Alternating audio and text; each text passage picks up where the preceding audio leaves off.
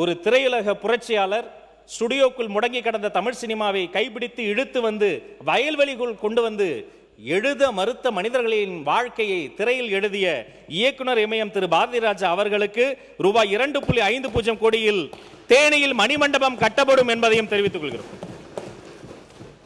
திரைப்பட கல்லூரி மாணவர்களுக்கான நவீன தொழில்நுட்ப வசதிகள் மேம்படுத்துவதற்காக அவர்களுக்கு தேவைப்படுற தொழில்நுட்ப கருவிகள் வாங்கப்படும். இணைய வழியில் செய்தித்துறையினுடைய சேவைகள் தென்னந்தர் ஃபாஸ்டா உடனடியாக அவர்களுக்கு சென்று சேருவதற்காக ஒரு சிங்கிள் விண்டோ போர்ட்டல் உருவாக்கப்படும். ரூபாய் 3 கோடியில் புதிதாக கேமரா மற்றும் உபகரணங்கள்லாம் வாங்கப்படும். செய்தி மக்கள் தொடர்பு அலுவலக பயன்பாட்டிற்கு என்று கணினிகள் வாங்கப்படும். நவீன தொழில்நுட்பத்துடன் கூடிய ஒளிப்பதிவு மற்றும் படத்தொகுப்பு கருவி வாங்கப்படும். நவீன வசதிகளுடன் கூடிய கூடுதல் கண்காணிப்பு கேமராக்கள் நம்முடைய ஃபிலிம் இன்ஸ்டிடியூட்ல இம்ப்ளிமெண்ட் செய்யப்படும்.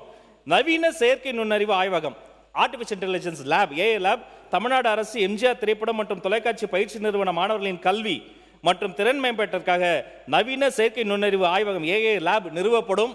மேலும் இந்த சந்தர்ப்பத்தை பயன்படுத்தி இன்னொன்னு சொல்றேன், நம்ம ஃபிலிம் இன்ஸ்டிடியூட்ல இருக்கக்கூடிய 4 ஸ்டுடியோக்கள்லையும் திரைத்துறையிலிருந்து கலைத்துறையிலிருந்து வந்த கலைத்தாயின் தவ திருமகன் முதல்வர் அவர்களின் ஆணைக்கிடங்க உடனடியாக அந்த ஸ்டுடியோ ரெண்டல் சார்ஜஸ் 50% குறைக்கப்பட்டு நல்ல படங்களை எடுங்க வாங்க ஸ்டுடியோவை பயன்படுத்துங்க என்ற கலைத்துறைக்கு தந்து, மாண்புமிகு பேரவை தலைவர் அவர்களே, ஒரு காலத்தில் நல்ல கல்வி என்று சொன்னால் பின்லாண்டை சொல்வார்கள். வெளிநாட்டில் இருந்து எஜுகேஷனல் டூரிசம் என்று சொல்லி பின்லாண்டுக்கு வந்து பல நாடுகளில் இருந்து பார்த்து செல்வார்கள்.